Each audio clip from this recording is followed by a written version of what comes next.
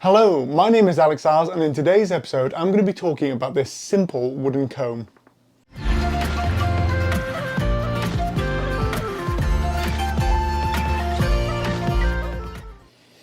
Welcome back.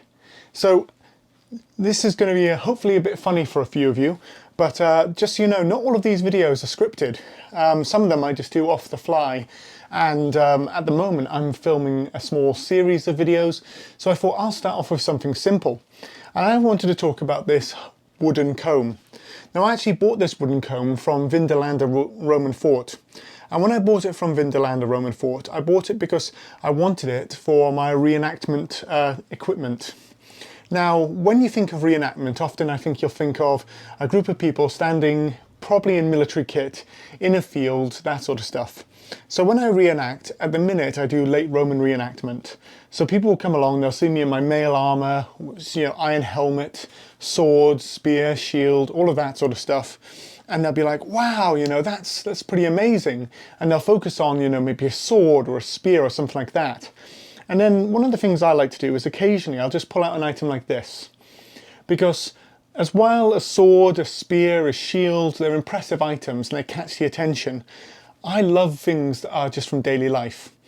And this is a Roman 1st to 2nd century wooden comb, or reconstruction of one.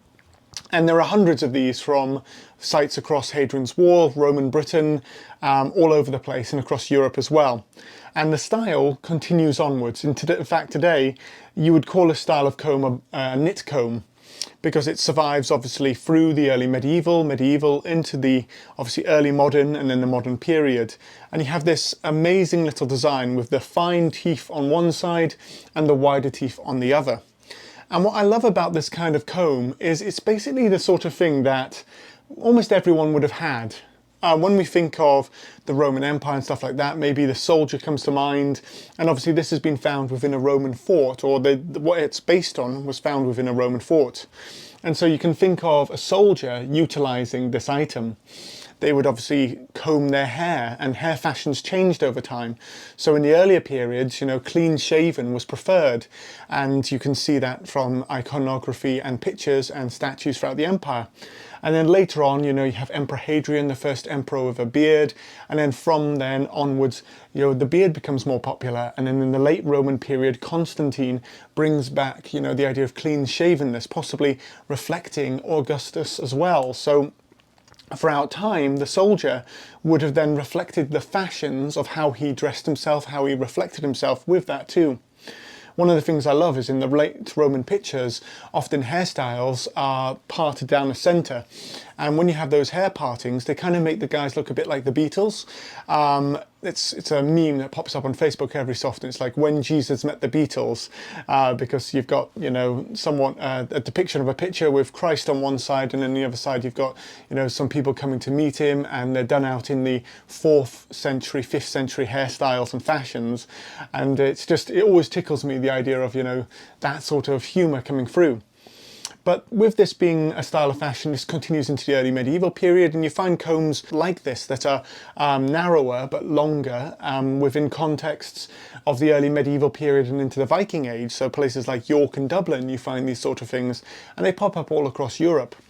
And what I love these sort of combs for is not only does it tell us about hygiene, because obviously, the finer end can be used to remove parasites from your hair and stuff like that. So knits, so that's why today we would refer to it as a knit comb, because, school nurse, she'll use it to remove knits from kids' hair when they all meet each other for the first time and stuff like that.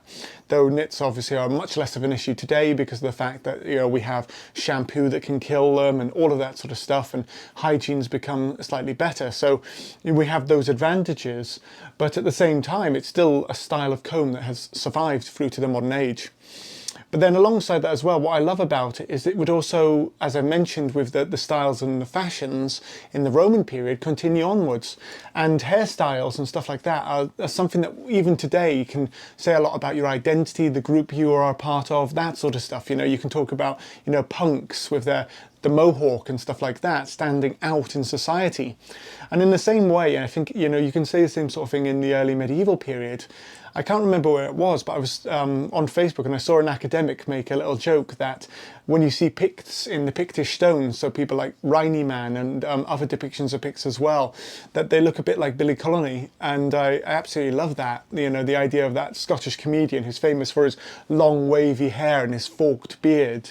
You know, that in the same way, you know, the Picts had a very defined style, and you know, that's continued on. And I love the idea that if you think of Billy Connolly, you could also think of, you know, someone who would fit very well into the Pictish world fashion-wise. The fact is as well, you also know that in the early medieval period, a hairstyle, well, at least a facial hairstyle that was popular was the handlebar moustache. Again, something that has connotations for us today. You might think of bikers, stuff like that. But, you know, that sort of fashion was popular in the early medieval period as well.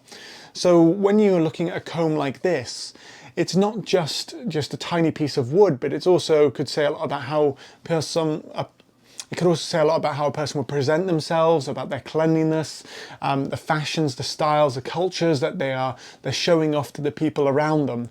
And so that's why I just love having this little small item. And I thought about maybe doing a little bit of a series that I would intersperse between my other videos, where I just go through little items like this, where I could just talk to you for a bit about something and why I love it, and why it's a little bit of sort of social history. You know, you don't always have to focus on, you know, a sword or a spear or an item like that. Sometimes you can just focus on a little item that is just very simple, like a comb, and that's just can give the public another understanding of history, a way of interpreting or connecting with people in the past, showing differences but also similarities as well.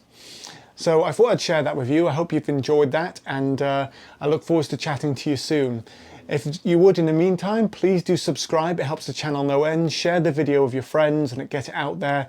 And alongside that, down in the comments section, I also have a Patreon account and also a Ko-fi account. So if you'd like to financially support me, then I can put more time into these videos and basically be able to produce more of them for you as well. In the meantime though, I look forward to when you join me for another video in the near future, and stay safe and well. Thank you very much.